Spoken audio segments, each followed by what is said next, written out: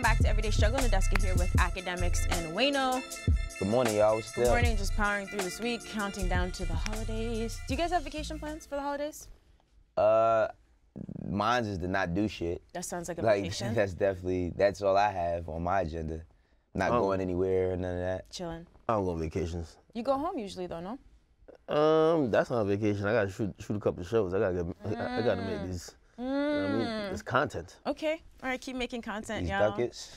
All right, so Vic Mensa has a new EP called Hooligans, so he's doing the press run. He stopped by the Breakfast Club, and he spoke about the BET Awards freestyle where he did mention XXXTentacion. Now, he said he's not walking back any of his statements, but he did reach out to his mom to apologize. Let's take a look at the footage. What did you say to his mom? I just reached out, you know what I'm saying, and, you know, apologized to her because I didn't know she would be in attendance. Like I said, when I was online, it was like I wouldn't walk back any of my statements because what I said I meant, you know, and I think some more truth came to light not long after. All right, are you guys surprised that he's not, one, not changing his mind, but two, that he reached out to X's mom to apologize? I thought it was interesting with him reaching out to his mom because he never, like, he apologized because he didn't know she was going to be there. He never apologized for what he said, so it's not really an apology. It's just kind of weird to me. I watched that whole interview, and he's a very confusing person. What confused you? I just don't know what his angle is with anything. I understood that he said he was trying to bring up something that could spark a conversation, but the way he did it, I just think the way he did it was just kind of wild. Because the thing is like, you shouldn't apologize to his mother because his mother had to attend.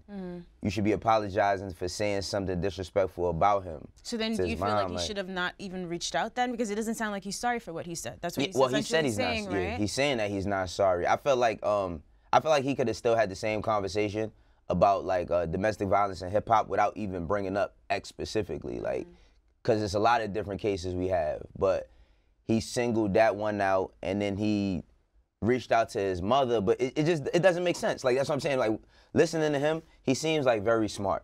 He seems very smart and very well spoken, but it just kind of like goes all over the place a bit. Okay, I understand. Ak, what'd you think? I don't think he's smart at all. I think he's smart to dumb niggas. Dumb niggas think he's smart because he seemed to put the right message out there, but he contradicts himself. I always call him, he's a convenient hypocrite, but with that, I agree with you. He's a very confused individual. Like, when it comes to him doing these interviews, and he did another one with Ebro, I looked at how different he was trying to come across than he's ever came across on interviews. He's a very unlikable person. I'm just being honest. And what I mean, like, his music takes the backseat to the fact that fans can't buy into his personality. And we talk about likability being a very big thing. And watching him do that interview, I was like, by the way, and I salute him for reaching out to the moms. Okay, do I like that duality? Like, I'm sticking to my guns, but I apologize to his mom anyway. Yeah, that's. But I ain't really apologize for what I said though. You know what I mean? Like, I don't know about that, but you know, like, salute to Cleo, who's X's mom, for even having that conversation. And you know, salute to him for getting on the phone and whatever that conversation is. If she left that conversation feeling better, because I think a lot of people, we were upset, especially for the mother. So I'm glad that conversation happened. I'm not gonna get at him for actually reaching out. But I look at this and I was saying, I think he's trying to change his image a bit. And I think he's trying to change his image to promote his music. In what way? Because if you guys are still feeling like you're getting mixed messages from him. He's always been confused though. So what's the change that you guys are, you're seeing in these interviews this person? Well, off the top, this guy was like being a rock star like for the last like 3 years. Came to Everyday Struggle when we were in LA, biker jacket, all that. He ditched that. Now he's rocking varsity jackets. I'm guessing he's ditching the eyeliner, the whole, he had a very like, almost like black Chicago rock star thing going on. And even if you listen to the music, you have to connect it all. The music he's making now, he just dropped a song called Rowdy. Go listen to that song. And if anyone knows any Vic Mensa song, which that's a meme already, you will see how different that is from anything he's put out. You'll see also that he's clearly going in a different direction. That song sounds like a a Black Panther political wannabe version of what 6ix9ine does. A bunch of shouting, screaming, like it's just different.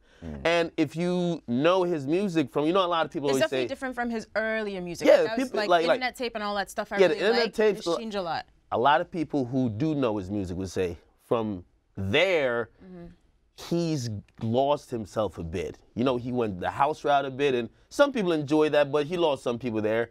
And now he's coming back around, and this is a new angle. I see that. I just think that until people, and I think he realized, or his team, Rock Nation, right? I think they realized until people could get an opportunity to like him or not hate him that much, they're not going to give the music a chance. So that's why you see him on an interview like this. Shit, by the way, Ebro, that was some really whack shit you was trying to do during the interview with him the whole time, trying to get him to say something negative about 6ix9ine and myself. He's clearly wasn't. I know when a nigga's trying to say some negative shit. My name was brought up a bunch of times, and that's why I'm not even getting at him for that. My name was brought up a bunch of times, 6ix9ine's name and other things, and you could tell he tried his best to dance around it. Right. But clearly, that's a different Vic Mensa than we've seen before, because he was up at these stations like, okay, trigger name, good. Fuck him, can't wait to see him. Or be like, you know, he was on a different type of mood. And for that, I give him credit, but I do believe that that's part of, if we want to call it a rebrand. Yeah. You know, it's a rebrand to get people to like you a little bit. But still, he's still himself at the core of it. That's why he's not going to apologize for certain things. I just like, that's how it turns out. I don't, when I think of Vic Mensa, I just, like, you know how certain artists, you know exactly who they are? I just, I don't know who he is. And that's like, I'm taking everything that we're talking about as far as the antics and the music aside, just as a person. I don't know who he is as a person. So it's like every time I see him, I'm getting a different shade of him. So I don't really know what to think when I see interviews. Like I watched this because I wanted to see what he said about, you know, the whole X shit, but it still didn't come like, okay, that made sense. It just don't make sense to me. Right. Okay, so if you guys feel like during this press run he's changing things up because he wants to be well-liked more by fans, what about his relationship with his peers? So a lot of the people who got offended by the X thing, just other rappers in his age group, do you guys feel like he needs to repair relationships with them as well? Well, he did say that a lot of people came to him on the low and was saying that he was right for saying what he said, right? But they didn't want to support him. Well, he didn't say specifically they didn't want to support him. He just was like behind the scenes. It was people saying, all right, you brought up a good point. Which, yeah, you did make a good point. I just didn't think that you needed to use it. Because remember at first, I had only seen that clip. I didn't know, I didn't listen to the whole verse. Either, right? Yeah, but he said it after he died. Right. And we had a conversation saying, yo, he had to have said this before he died. Yeah, right? Yeah. We was like, first. I mean, making sense of it wise is like, okay, it makes sense if he says something like that before he died. And then he's like, all right, fuck it, I'm not going to change it. But he said it after, so I just don't get it. Like, I don't, like, nothing makes sense to me. And it's not, for me, I don't never really listen to his music, so it's not pushing me towards listening to it. Hey, listen, I'm going to chalk everything up to growth. I seen a slight bit of growth. Hopefully, as he keeps growing, we won't be as confused. I think he's confused. Again, you can't preach how you have grown out of violence, but then talk about, or like a month ago when whatever, you and a couple of the artists, you were threatening violence. You get me? So, you know, like if that can't be the thing, the wave you're on, but then you're saying, oh, you're against it. So, you know, I think I'm seeing more of a growth with him. Who knows if that's just, hey, let me just say the right things because I need to sell these records, right? Because, I mean, like, I'm not even taking a shot here. If you look at his music, how it performs on YouTube and even Spotify, it's not up to his peers. And if I'm going to say, I don't even know if we can call. Not that could change his relationship, but I'm saying if he has stronger relationships in the industry, maybe that also helps him in general. I mean, he signed to, one of the biggest labels there is. Yeah, but at the same time, like, aside from, like, the headline stuff, he did talk about a lot of different things about people being desensitized. And that's one thing he did make sense on, but it didn't make sense in that situation. He was saying how people was, like, kind of desensitized to, like, death, to where, like, where he's from, people, like, it's so bad that they joke about death. And then he was saying about, like, just things in history that made us that way, not just social media. That was a good part of it, but it still didn't come towards what he was trying to, the message he was trying to convey about why he said what he said. And more interesting about that, and I hate you know like granted that is a topic to be addressed, right? Like domestic violence or rappers being abusive, and the fan bases of said rappers either ignoring it or normalizing. I give it up. That is 100% of conversations that should be had. But again, with the confusion, while he's explaining why he did that, he says, I'm on YouTube and I see this rapper who ran down on his girlfriend and was pummeling her, beating her in a hallway, and I looked through the comment section and a lot of people were saying, yeah, she deserved it. I know what rapper that is, and I don't need to say his name. Like, everybody know who that rapper. Call him out. Yeah. You get me? Like, so you saw the rapper. He's just not as famous as the other one you wanted to mention. Do you think it's a famous thing, or do you think he just was picking battles a certain way? Like, cause I don't think that is all right. I'm gonna say something about the top guy. I think it's like, okay, more so. I feel like I can handle that situation instead of handling this situation for who he's gonna have to deal with, depending upon what who he calls out for that type of stuff. Oh, interesting. I think you're right. I think you're right because, again, without saying even names, that situation he was referring to with that particular artist that he didn't call out, that's really close to home for him, and just even geographically, you get me. So perhaps he just didn't want to get it hot there, but again, like X was a guy, he got attacked on stage, whatever. Like, he wasn't the most well-liked person before death in the industry. Let's get at him. Weak target. Why not? Yeah. I mean, like, ultimately, if he's trying to become a better person, like, I don't know him. I think I met him once or twice. But if he's trying to become a better person, I'm all for it. But my thing is like, it can't just specifically be through music or just platforms. Right. It's got to be through action. So if he does care about domestic violence and those type of things, it would be good to see him do more in that field as opposed to, Yeah, radio, and look, in his defense, he does do stuff in his community, local things, you know what I mean? And I don't think, I'll disagree with you and say, I do think he's smart, but I agree completely that the messaging gets very confusing sometimes, and you just have to figure out how to package it. So it doesn't always come off as so aggressive or offensive. Now, I love what he did in Chicago with giving the shoes back when like the police truck, the police truck. I love that. So like, I'll give him credit for that. I do think also some of maybe his focus would be more centered on one thing, or it wouldn't be so scattered, sometimes contradictory, if perhaps, the music that he wanted to make was probably working a little bit more. Because at the end of the day, he's still a musician.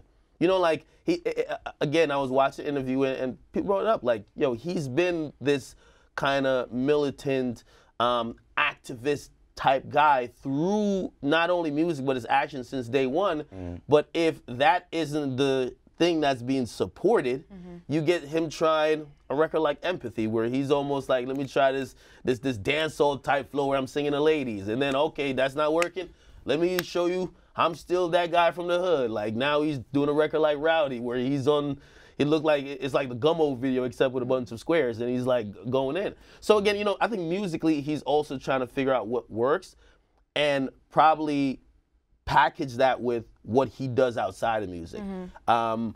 I think confusion is going to keep happening until he finds that match. I think you're right. And so remember, he worked with Kanye briefly, right? They had that song together. But I thought he was down with good music for a while. Like, he was rocking. Remember when they were doing the whole thing? He was definitely close. It seemed like they had something. Not that he was officially signed or anything like that. But I don't know when that relationship ended. But anyway, definitely when Kanye went to the White House, he felt a way about it too. He also said he has like a family member dealing with mental health issues right now. So after seeing that, he's not upset with Kanye anymore for all of the Trump shit. He understands it. So I don't know what their relationship, if they've spoken, if they're still going to make music together, if that's over. So it just seems like he has a lot going on behind the scenes. Yeah, he has a lot going on behind the scenes. I mean, like I said, if it's about like growth and elevation, I think it starts there, and it starts from within. And if you can translate that into music, because he's not whack. I wouldn't call him a whack guy or whack rapper. He's very talented. He's very talented. So, I mean, time will tell. Yeah. All right, we'll see. All right, well, speaking of growth, Cardi B did a segment Sunday morning with CBS where she spoke about the feud with Nicki, saying it was actually bad for business. Let's check it out. It's unnecessary, but am I ever embarrassed about anything that I don't know? Is it good for business or bad for business? I think it's bad for business. A lot of people like to say, all publicity is good publicity. To me, it's not, because that takes away of people paying attention to your craft. All right. So after the whole shoe throwing thing, right, we had all this talks about people going to look at her differently, but we're like, fans expect this. So clearly, like she said, she doesn't regret it, but not good for business in general, which makes sense. It seems like a lot of money got fucked up in there. I mean, yeah, I don't think the money got fucked up, but I do think the money they give, because the Fashion Over shit sold out in like 5 minutes. Cardi wildin'. Listen, we're paying attention more to the music now. We're trying to see if you dissing her. I don't know what she talking about. Like, no, but I feel like it's just like within, like it's like she doesn't regret it, but it was kind of, that's an embarrassing moment. Like doing street shit or tough shit is not like cool. So it's like in the aftermath, she's probably like, damn, like, did I really have to take it there? But she's like, fuck it. You know, it was about my child or about me personally. I'm not knocking that. But she also said something that was really important in this interview. And she said something about how, you know, everybody wanted to champion her while she was on the come up. And then once she got there, everybody started saying, oh, she don't deserve that shit. Oh, she shouldn't have this. That's sort of success in a nutshell, right? Yeah, it's kind of crazy. It's kind of crazy. It happens like that every time. I disagree with her here. I do not believe it's bad for business at all. Surprise. No, seriously. Like, every time Nicki drops a verse, everybody rushes to hear, like, is there a Cardi sub? If Cardi mentions Red Bottom ever in life again, always she talking about throwing it at Nicki's head. Weren't there Jimmy Choos, bro? Those are not the same shoe. Oh, I don't know. It's the same thing to me. I ain't buying them. You feel me? Anyway, like I do think controversy and even confrontation in hip hop has always been good for eyes to look at it. Now, it's not necessarily, and I guess it's not good for business in the sense of relationship-wise. Because, of course, people who she would want to work with, they got to pick a side now. You got to pick a side, okay? And if you potentially are going to, like, you know, we heard the conversations of so-and-so is going to be on tour with Yachty and Future. Seemed like they were affected by this. Yeah, they're going to be on tour with Nicki. And all right, so if you're going to be getting money with Nicki for like the next 6 months, you want to put out a record or be doing or have this look with her or compliment her like this, you know, that puts everybody in a weird space. And that's where it gets weird for a business that has to do with relationships. But in terms of attention, people love watching a fight. So you're saying, yeah, you get more attention, but it is kind of bad for business. Well, for the people involved, if not just behind the scenes and relationship-wise, it's bad for business. To get people to look at some But not shit, just relationship, actually business. Because if you're saying you're going to have to cancel a tour, you can't do this song with someone, that's actual money, right? So it's not just relationship, it's but business. But it all balances itself out when you have those eyes. You're getting more, when two artists are involved in a confrontation, and that's why you see, like, if Future had to cancel that tour, right, and not get those checks, how would that have been good for him? What eyes is he getting? Well, I think it's bad for business, real quick. I think it's bad for business. Bad for Future's business, not bad for Nicki business. I think it's bad for business because, like, then it becomes the elephant in the room every time you step somewhere. It's like, what she's saying is, like, people are not speaking to her more about the craft, about what it is that she's doing, or her learning, or etc. And the thing is, what happened that night?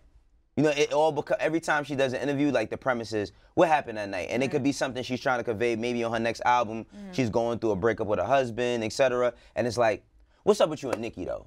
You know, and that conversation continues to the point where you're like, you know what, I don't want to do any more interviews. And that can be bad for business, too, because you want certain eyes and certain platforms. But if you're not willing to talk about those specific questions, maybe they don't want you there because that's the biggest thing you got going on. So it could be bad, you know?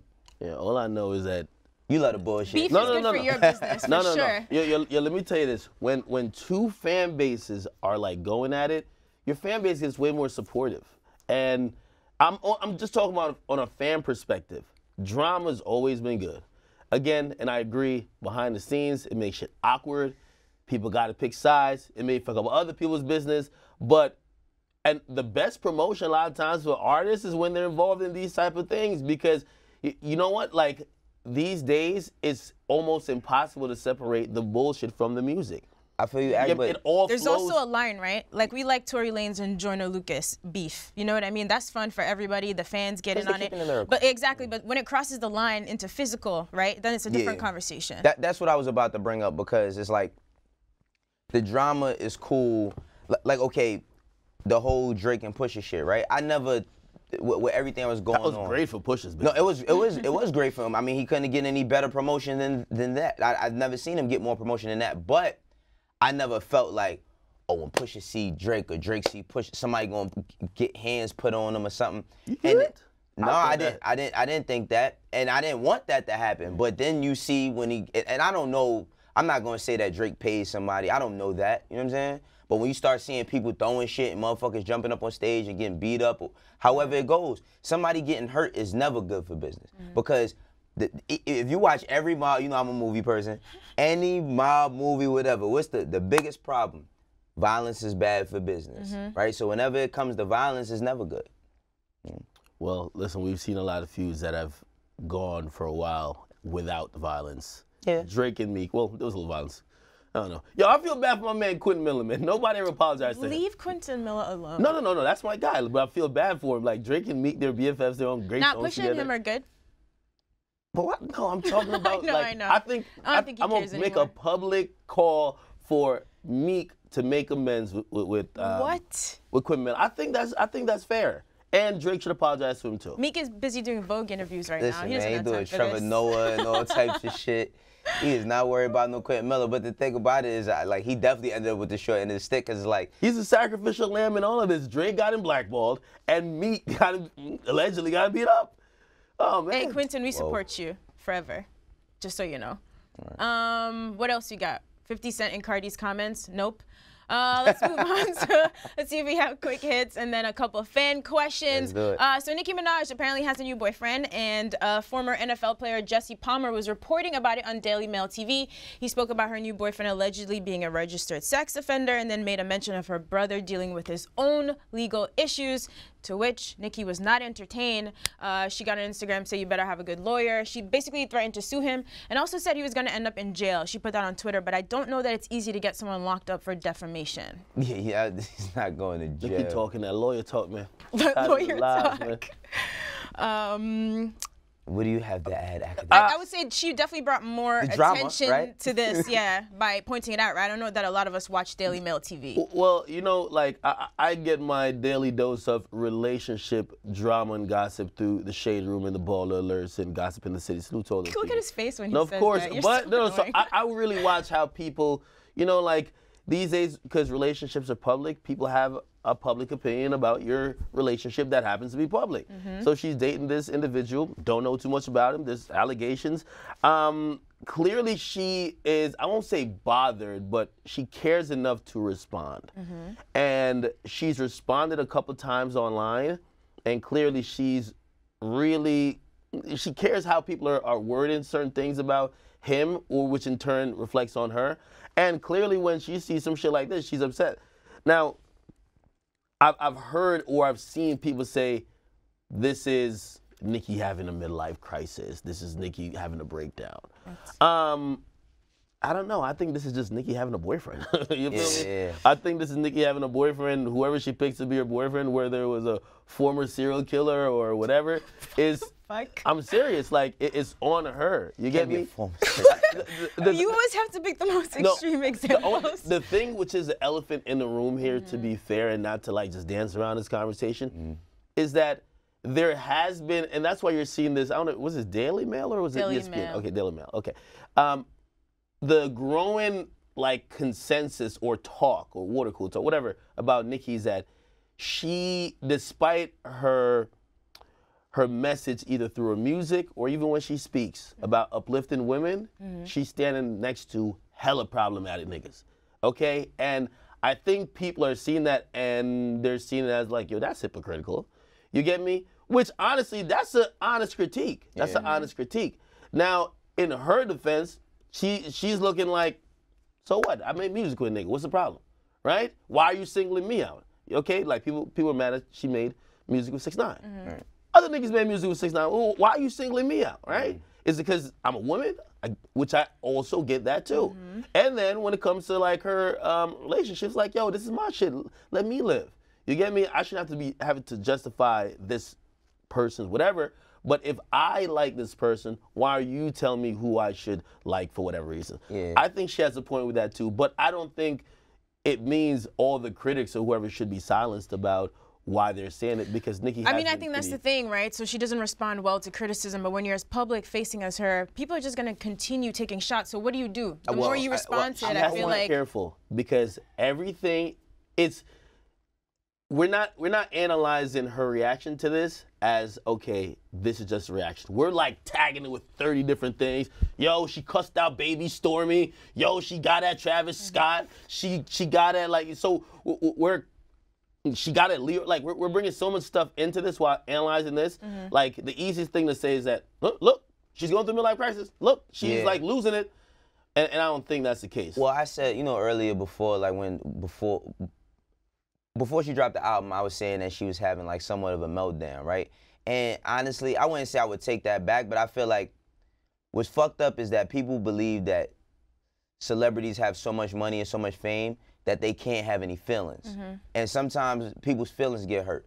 And I feel like a lot of times this year, she's been misunderstood. Now, don't get it fucked up. She has done some bullshit, but a lot of times she's been misunderstood because her feelings have been hurt. Yeah. And even as men got feelings too, like everybody got feelings, and I hate the fact that you're supposed to be so Teflon and so too big to respond. And sometimes like shit can trigger you. And it is hard for you to just like, it's crazy that our phones are extensions of ourselves, but it's hard when you might got a notification every time you just want to wake up, and you might just want to go on Instagram to see what new shoes or see somebody else's new music, and you got to get attacked. So, I can understand why she claps back at a lot of people, but but a lot of people just chalk it up to her being a negative and nasty person. But that's the thing with the internet liking you to be bothered or triggered, right? That's their favorite word. It's like, yeah, they're gonna get you, but the more you respond, listen, that's why I wish I knew some shit about some of the people that be fucking with me, because I would joke on. Let me tell you something. Every time somebody says something to me, and like sometimes, I got time every now and then. If I say something to somebody online and I joke on them, they always flag my page. Like, oh, really? Yo, every time. Like, some kid says something, like, he said a little joke about me, I said a little joke about him, he flagged my page. Wow, well, I did what you said now. If I'm really in the mood, I'll go get at, like, their girl. Yeah, troll the Then they'll come back and apologize. Troll the trolls. Oh, you want to talk shit? Let me go hit your auntie who's tagged on your page. Talking about hashtag love and positivity in my comments. Fuck all of y'all. Shit. I got time sometimes. Fuck all of y'all. I still think, Nicki being a vet, 10+ year vet in the game, like, she has to, she knows, I won't say she's like an underdog, but like this is at the point where your reign is being questioned. Where are you the same artist as you were 5 years ago? There's competitors on the scene that we think could be going toe to toe with you. How do you look in the face of that adversity? And even though it's not real, but a lot of this entertainment shit is about facades. Like, niggas have opinions. Niggas say quiet a lot of times because they know how it would look. Right. You're playing the internet game. Nicki responds to a lot of stuff with her fans, very engaging. That's why she has a great fan base. But you also got to know when to respond, when not to respond, how to respond. It's like, remember when she responded to, I can't remember what it was, but then she got online. She was like, I was joking, guys. No, it didn't sound like a joke the first time. That's around the Travis Scott. Yeah, so we thought you were mad, right? So, like, I think she has to be a little bit more calculated because most of these responses, as honest as they may be, the internet and just how it views, like, we're going to poke you, and if you respond, you're mad. Yeah, it's just mad. Now she looks emotional. You're mad that we keep talking about you. You're mad that we keep fucking with you. Yeah. And honestly, you know what? I think this is a good look for Nicki in terms of, I said that Nicki should have like a public relationship, because I think that fuels so much of like what her music ends up being, and also like just the full lifestyle view. Yeah. You get me? And also, Cardi married, man. Like, Cardi married. Like it's, to see Nicki at this point, Nicki a queen, she should be looking for a king. Well, what a way to close that topic. Holy shit. Real, man. Wow. And I don't know anything about homie, so I got nothing good or bad to say. Nah, you shouldn't add anything after that. What a rap. But I want to see what she does next, yo. Holy shit. And also, I slept on this song. That Good Form song kind of lit, bro. So if anything, if we're talking about distractions, this bullshit right here is distracting from the fact that the Good Form joint, that shit is the joint, yo. I'm not gonna lie, that's the joint. Well, it's about how you bounce back from adversity, so we'll see. Oh man. All right, let's see. Let's see if we can get to a couple of fan questions. Thank you guys for sending these at Everyday Strug on Twitter with 2 G's. First question. Who do you think decides what direction the genre goes in more, the producer or artist? Which one has more longevity in the game? Well, I mean, that's a 2-part question. I say producers have way more longevity than artists, because artists, like, producers are more like coaches, like full-on producers, not beat makers. Producers are like coaches. Coaches, wait a second, I'm not done. Coaches can always coach, players can't always play, right? Producers, if you are a producer that produces full-on sound, I'm talking about legendary people. Pharrell's, No IDs, Dr. Dre's. The people that you give a whole album to. You give a whole album to. We're never, if No ID's doing some new guy's album, we're never like, oh, I don't want to hear that shit, because of a track record and their longevity in the game. If an artist is saying, I'm going to executive produce somebody's album, we're going to say, did you ever executive produce anybody? Did you executive produce your own album? So I think that producers have more of a wingspan. Now, as far as, you could take the first part of the question, because I didn't really know how to get to that one, as far as like who dictates the sound more. No, well, no, I'm gonna address what you said first. Okay. Because I think you can't even, with a question like this, you can't split hairs with beat makers and producers. Why because not? a lot of times niggas start out as beat makers. They make beats. Like Kanye at first was a beat maker. No, I don't think he was a beat maker. I don't think Kanye was a beat maker. Before he got on with Jada, he was just making beats, right? I mean, no. Like, I do think it's a progression. Like, so at the moment, like Take Heath right now, I think it's a beat maker. Okay. You get me? Take Heath's a beat maker. Now, if he evolves, like Metro at one point to me, I don't know his process, so I might be speaking out of turn with that. I know a bit of his process, so good. But at first, it felt like he had the beats, and then it was different with craft and a sound and a lane. That's like a higher level, but also graduation process. Well, go ahead. So with this question, I have to keep the beat makers in it, or else I'm gonna just eliminate all of the people who are new. Who could be potential producers. Yeah. So I would say, for the beat makers, if you become producers who could craft a sound, you do last longer than the artist. But if you're just a beat maker who you have that 2-year lifespan, no, you won't. Okay, so with beat makers, like, I think the problem with when we use the word producer, a lot of people think that being a producer means you have to sit on a computer and do this, or sit at a beat machine and do this. Quincy Jones wasn't he wasn't touching all the instruments. He was creating sounds and doing arrangements. Like, I've seen Rico Love do it before. Like, Rico Love tell his producers, no, y'all work on this, put this here, add that. That's full-on production. Now, it's a lot of people that are just beat makers. I don't know. The thing about Take Heath is, I don't want to say that Take Heath is a beat maker, because I don't know his process in the studio. But being that we're talking about an artist having longevity, if Take Heath can, because he's the one that works hands-on with Block Boy, right? That's his in-house producer. Now, if Take Heath takes Block Boy and can evolve him past just doing dance songs and can make him last longer than people expect him to, then we got to start respecting him as a more of a producer. So even if he doesn't evolve into a super producer and last for 15 years, say he has a strong 2-year run. The first part of the question is, who do you think decides what direction the genre goes in? So if Take Heath has a phenomenal 2-year run, he has 7, 8 hits over those 2 years, are we saying he's not influencing the direction the genre is moving in? Not more than the artist. Like, Take Heath is amazing. He has a great sound, but let's what about other people hearing his beats and wanting to make similar beats and then blowing up? No, but it's hip-hop. People just emulate success.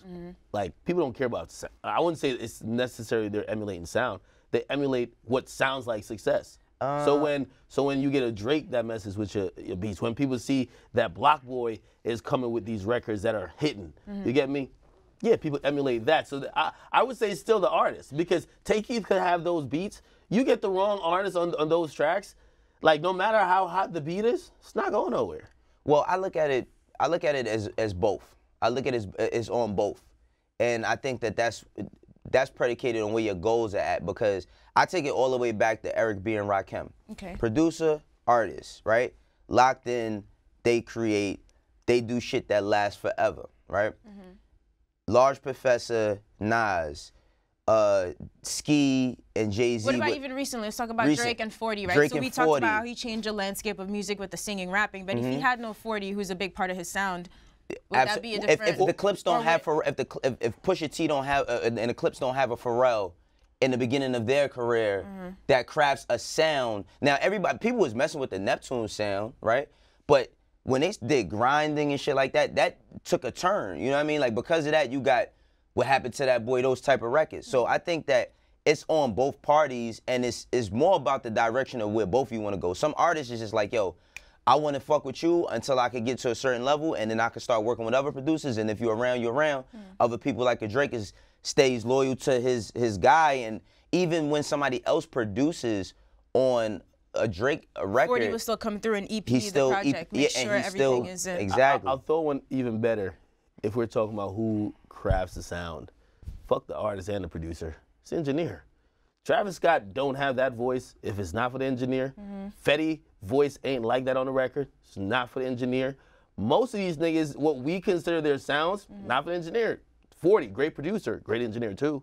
Like there's a documentary where he was talking about how he works with Drake, and he said they really hit that spot to kind of like accelerate everything that was going on with when they found like just even mixing wise, he found the pocket that he felt that Drake's voice existed at. Yeah, I think that's a big part of it. And mixing that in, that's now the Drake sound. So that's why distinctively when you listen to the first couple of albums, like you know, oh, this sounds like some Drake shit. Right. You get me?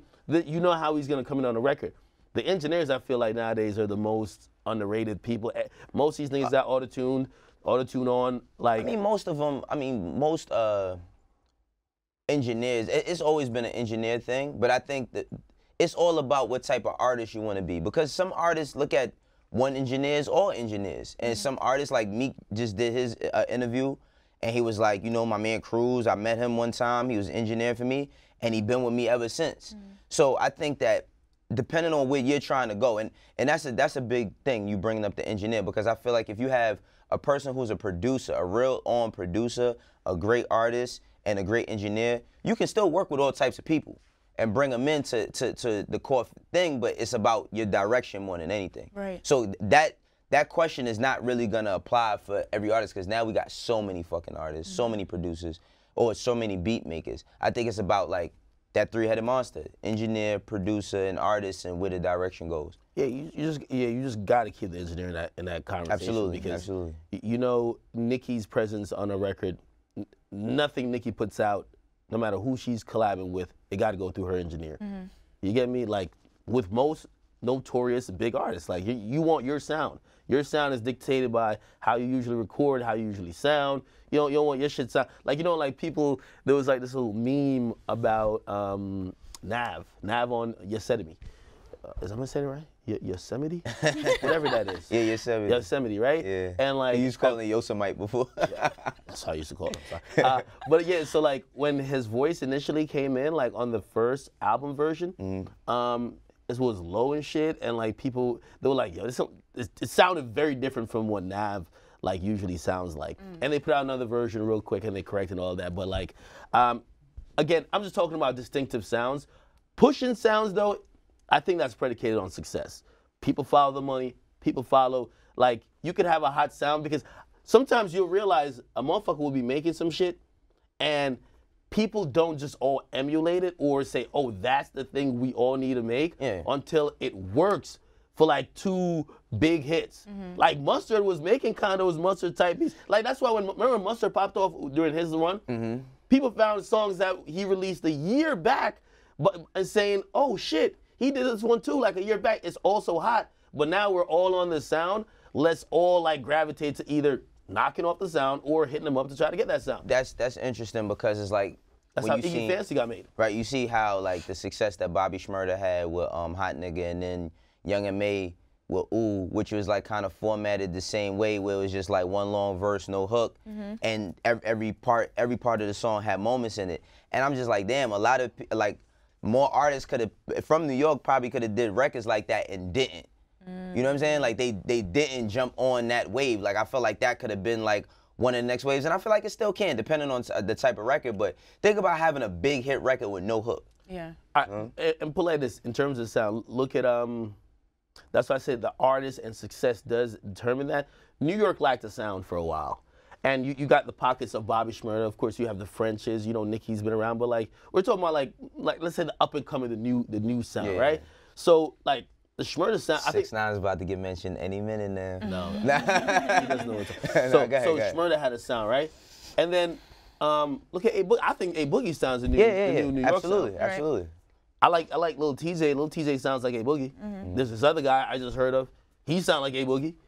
So I think that's the sound. You know why? Because that's a sound. It's a little distinctive, at least in New York. It's shown that it's successful. The demographic of the youth is rocking with it. So you know what people are gonna do? We're gonna sound like that. So again, do I think that's necessarily the producer? Because I don't think it's a production thing when it comes to that. It's people just realizing that's the way how we could sound and kind of be identified from this region and still stand out, right? And still make hits. So it's not one right answer. Exactly. There's not a simple answer to the question. But the trifecta of a successful artist, producer, and much love to the engineers, as you said, matters. Thank you. That was a great question, though. That was a great question. All right, so here's the last one for you guys. Do you think artists like Common who transition into the movie game forget about their roots? Do you think they should drop an album every once in a while? Now, we've seen artists do this like Luda. I'm sure that Fast and Furious check was a mega check. Never mad at that. But Common's done other things, right? He's written books. He'll bounce back to music. Every now and then. Yeah, do you guys feel like it's a problem if they transition to movies and never come back? No, because that movie money's crazy. Like, no, just keeping it all the way real, that movie money is insane. I don't think that it's a bad thing. I feel like it depends on where the artist is at. But movies can kind of hinder as well, because for a movie like a Fast and Furious, you're shooting 6 months out the year, then you're on promo for the next, you chill for the next 2 months, then you're on promo for the next 3, then the release of the movie. So in that time span, you don't really have much time to put out music or focus on music. But it just depends on where you at in your career. I feel like Ludacris is an example of like really dope at doing it, because no, everybody's not jumping to hear the next newest Ludacris album, but Ludacris is one of the biggest, if not one of the best lyricists to come out of Atlanta ever. Yeah, by the way, when you see Luda live, if you haven't, you forget how many hits he has until the show starts. That shit is crazy. So yeah, he has an entire discography to already stand on. But what about someone new like an Almighty J at ComplexCon telling us he wants to get into movies, and the rest of YBN looked a little bit confused by that? Too soon? Well, he got to conquer Instagram stories first. Listen, you got to crawl before we can run or even walk. Now, I will say, his face is it depends on the level you are in your career. I like when I see some people don't come back. You know why? Because you should really only make hip hop out of a place of pure inspiration. And we see a lot of artists, they age and sometimes you know they're only making music to fucking keep paying the bills. That's not out of inspiration. And they might be still good at it, really good at it, because they've mastered that craft. But when an artist is inspired and putting out music, I think it's a special thing. And if their inspiration, whether it is chasing a check or not, if you're going on to movies, don't just like, all right, I'm gonna drop some shit just to drop it. Just to drop it, yeah. You get me? Like, now, if you go do movies for like 2 years or 3 years and then you feel inspired and you're like, oh shit, I'm gonna come back and do a record, fine. But you shouldn't have to feel like you're running that rat race in hip hop where you have to keep relevant. You know, like, and what eases people is that literally is that money, right? Like, okay, you're making income. You don't have to put out music for income. Let's put out music only when you want to do it. We shouldn't knock him for not putting out music, because again, why would you want uninspired shit, especially from the people who already have a legacy that is well respected? Common and Luda, like what? You get me? That's what I'm saying. Why be Almighty J? Let's put out a great album first. You get me? Because you know who teeter-totted a bit and just took it back to music fully was Game. Like, it was one point in time with Game, I feel like Game could have really jumped in not that he was like the greatest actor, but he started doing a bunch of movies and shit, like independent joints, and then he was on the joint with Tyrese and Megan Good. And it looked like he was gonna go that route, and then it's like music brought him all the way back. You know, because he, like you said, off of doing something off of pure inspiration, you can't do both because it requires so much time. There is one person who does both, but it's not even fair, because he started off in comedy and all this, like Jamie Gambino. Foxx. bro. Like he does everything. Who? Gambino. Oh, Gambino. Oh, yeah, He's yeah, doing yeah, like real Hollywood films. He's doing, I guess, just the voice for Lion King coming out next summer. But the nigga ain't gave us an album in a minute. But he's getting Grammy nominated this year Right, still. right. But he's a hard example to compare anyone else. No, he's a perfect example. I believe. Like I think he's not like nowadays. He's special, dog. Yeah. Like he's special. He's not a regular rare. like. No, but that's what I'm saying. That's why he's a perfect example. Like he's not rushing music out. He's putting out music when he's inspired. Right. And he's doing everything he's He'll doing. drop 3 great songs. 2 of them will get nominated for Grammys, and then he'll go back to Hollywood and film. That shit's crazy. Isn't Atlanta season 3 coming? And he has a TV show. I forgot about that too. He is. He was in Spider. He was in You gotta watch Spider-Man. He was in mad shit. Like, also, he's created stars out of that. So like 2 of the lead actors now have their own like. Lakeith Stanfield. I watched Sorry to Bother You. Very strange movie, but very interesting. You guys should check it out. That's called the telemarketing shit, yeah, right? check that out. But anyway, he's doing a lot. I fuck with Childish Gambino. Yo, it's niggas like that, and what's the other dude name? Give us a hint.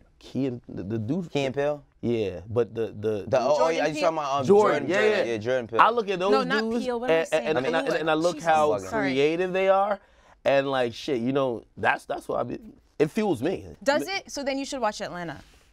Well, Atlanta. I watch the moves because I'm like, I like how homie is not just like, yo, I just had a big song, this is America. Yeah. I'm only making music now. Yeah. Fuck that. Nah, he's like, okay, cool, this is great. I'm gonna come hit you with some other shit, but hold on, let me show you this other town. I think that's amazing. I think Atlanta is a show where like, even if you're not a really big TV person, if you could pick it, I picked it up on the 2nd season and went back to the 1st and was like, amazed. Like that shit is really good. If I get through Narcos, the Mexico season, maybe I'll go back. That's a good one. Also, I saw this movie, super side note, when I was in Austin, If Beale Street Could Talk. So it's from the guy who directed Moonlight. Remember they won the Oscar, but at first they gave it to someone else and it was that fiasco. It's really great. I forgot why that thought just came in. Oh yeah, one of the guys from Atlanta is in it. Generally good. I had another thought, but I lost it. Anyway, go see that movie when it's out. It's very important. You should watch Atlanta. Oh yeah, the episode, remember, where he gets like the fake outfit? And goes to school and doesn't know. For us bias. Yeah, yo, there's just such good, the Champagne Poppy there's episode. a whole Drake episode. Nah, that shit is, listen, that show is really good. It's on FX The Man. Yeah, the commentary in there is amazing. Yeah. Don't worry, me and Drake, we coming up with the script I told y'all. Can you imagine Act making his big screen debut? What role would you play? You could only play yourself. A troll. Yeah, exactly. No. You be the random Jamaican immigrant. What other role is there? Me and Drake, we gonna be mobbing in the streets of Toronto. Oh my God. I'm the shooter. And on that note, I'm the shooter, Drake the hitter. Time to wrap the show. On that note, right? Yeah. We both got on do-rags, you know what I mean? Tied like Ski Master Slum God. Yep. You ready? I don't know which one of them have worst outfits, to be honest with you. Right, yeah. You and Young Champagne. Yo, y'all be like this on Drake. Like, Drake be kind of swaggy sometimes. All right, y'all. Another day, another struggle. We'll see you guys tomorrow, 11:30 a.m. No OVO Jordans for her, Drake. I'm good. No OVO. He definitely not getting on block.